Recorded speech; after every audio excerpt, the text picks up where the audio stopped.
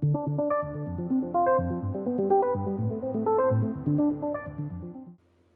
have a quick question here from Sakim asking us what exactly is meant by BoE buybacks. It's a news item that he normally sees popping up in the terminal and wants to know what it is. So, looking at the terminal, we can see this announcement in the terminal that is Sakim, Sakim is referring to. He's saying that we had a BoE, they had a 1.5 billion buyback of 7 to 20 year gilts or bonds. And furthermore, we can see that it had a offer to cover ratio of 3.17 times. So this means that there were 3 times more gilts on offer for the bank to buy than the bank was willing to buy from the market. Now, the success of a buyback is usually determined by the offer to cover ratio. So it's definitely something to watch in terms of the cover ratio. Now, why are the BoE buying back these bonds? Well, the answer of that is, of course, QE. The bank has opted to buy short, medium, and long-term maturity bonds, or in this case, gilt, as part of their asset purchase facility. Now, they buy bonds from the open market, that is from institutions or pension funds or commercial banks, to accomplish 2 things. Firstly, by buying bonds, they are trying to pump liquidity into the system and keeping rates low, because when they buy bonds in the open market, the BoE is keeping bond prices in demand, which in turn, of course, keeps the yields low, which means the overall borrowing costs are kept low as well across the curve, which is good for economic growth, or theoretically good for economic growth at least. Now, the second reason why they are buying bonds is to keep up with the government's debt.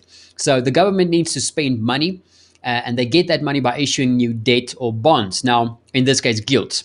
Now, if the government issues tons and tons of bonds without the BoE buying them, that would create a loss of demand for bonds, which will push the yields much higher, which means borrowing costs will rise, and not only for the government that needs to pay back the higher yields, of course, but also for the broader economy, it'll also mean higher borrowing costs. So to try and keep that from happening, the BoE will try and buy all the bonds that the government plans to issue, and that way they keep yields from rising and obviously stabilize the bond market. So on a regular day-to-day basis, these operations are not really going to be all that market moving, because the market already knows what the size and the scope of the bank's asset purchase facilities are.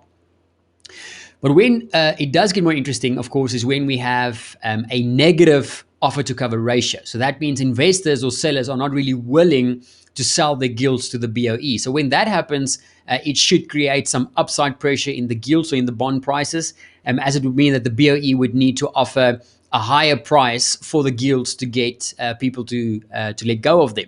Now, when that happens, of course, it means lower yields. And even though lower yields is what the bank wants, in times like this, however, it might also lead to the market to start to think that the asset purchase program is running into challenges, which will obviously pose a problem for stimulus hopes, and that could put more pressure on the Treasury to spend more. And of course, we have a vicious negative cycle. So that might lead to the BoE requiring to look at other easing or stimulus measures, or might lead to the market thinking that the BoE would need to look to other easing stimulus measures, maybe negative interest rate, etc., which could, of course, be pound negative from an additional stimulus point of view, but it might also be positive from a less asset purchases point of view. So it is definitely something to keep in mind, but only when we have a major disappointment in terms of the offer to cover ratio. Apart from that, it's normally not going to be a real big market mover, as the market already knows that the BoE will buy these bonds in various maturities